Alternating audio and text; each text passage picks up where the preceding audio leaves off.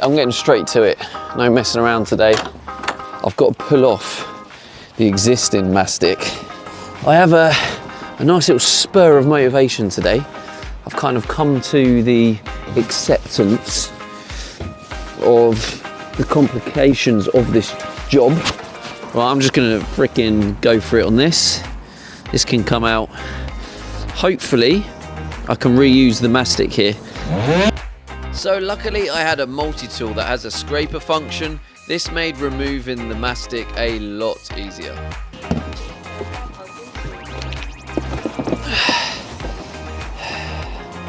I think I can actually just reuse this mastic as well. So what I also did here is I painted round some special rust paint just to make sure that it reduces any risk of rust further down the line. I also took the opportunity to treat a little bit of rust I found on the top of the van.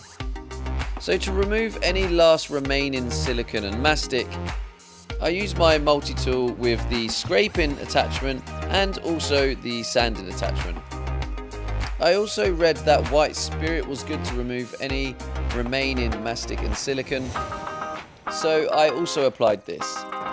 Right, so we have a lot of old mastic on this. Feels very much like it can be reused. It's almost like chewing gum. So it looks like some of the mastic is still in good condition and can probably still be used. Maybe this is not wise, maybe I am going to regret this, but this is what I'm going to do on this occasion. Any mastic that looks like it's contaminated will obviously be removed.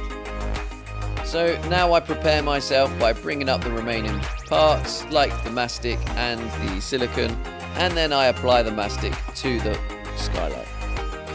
I would like to take this opportunity to let you guys know so you don't make the same mistake I did, but I ended up scratching a lot of the skylight because I removed the packaging. I'd recommend keeping the protective layer of film on until your van is completely finished. But hopefully I should be able to polish it out. Yeah, so here's something else to show you. This is what I was on about. Look, there the mastic. You see them little speckles of rust? See what that is that's like metal shavings where they were on the roof still. I didn't hoover them up. So what's happened is the metal shavings have blown into the mastic, got stuck in them, and now obviously where the water is, where it's rained, it's now rusted those metal shavings.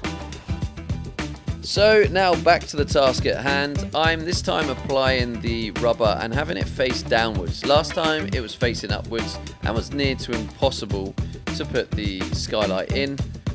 It's also worth noting that the leak was actually getting through this rubber seal, so I'm sealing it up so this cannot happen again.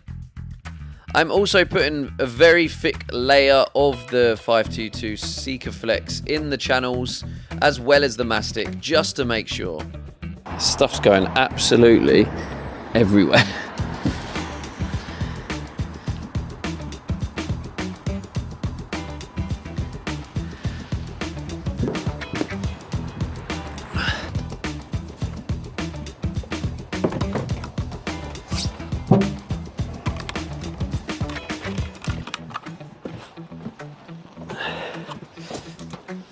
So now it's in place, I'm going to be putting the screws in to help try and pull it down further.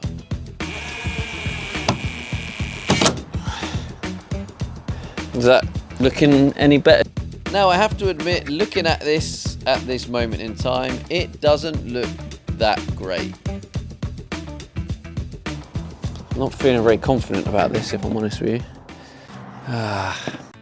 But I'm going to give it a go anyway. So now I'm applying some 522 Sikaflex around the outside just to further support the mastic. Even if this doesn't work, it's all part of the learning process and I'm not going to worry myself too much about it. It's better to sort it now than to have a leak further on in the build. But just remember, any failure you're going to learn from. So all of this is just education and I'm going to learn what works and what doesn't work. So what I'm doing now is I'm going around and I'm checking it all and I'm just making sure there is absolutely no visible little gaps where it could possibly sneak through. I'm also trying to remove any residue on the skylight. Yeah, this is just now that horrible weight because I'm just not feeling massively confident. Yeah, I think what I'm going to do, I've just decided for these beams, you see these metal like channels, struts for the structure of the van. I think what I'm going to do is I'm going to get some silver tape and tape it all up, and then where there's some holes, poke a couple of holes along, and then spray insulation foam or expanding foam in them holes all along, and then that will just help insulate those channels. But what I've actually, how many times shall I say actually?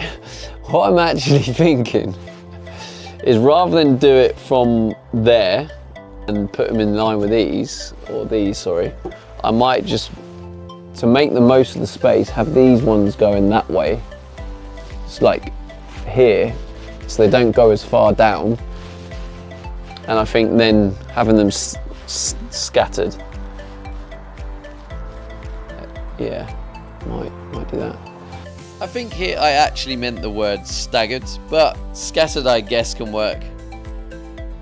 So as I still have some sunlight, I decided to do a little bit more work inside the van. So what we're working on next is a little bit more framing on this other wall. So I'm just going to match the framing on the other wall.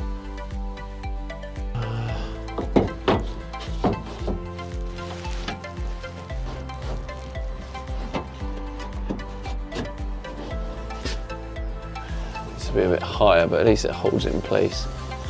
I managed to borrow these clamps, and I have to admit, when you're doing things on your own, this is actually a game changer and well worth thinking about getting if you're trying to do a build on your own.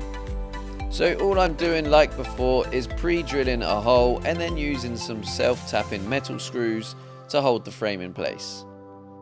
From memory, I believe the wood being used is 44mm by 18mm.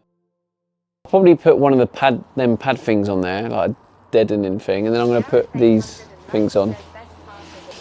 So this is all the 25mm insulation we have left. So the skylight is now back in, and that's another day complete.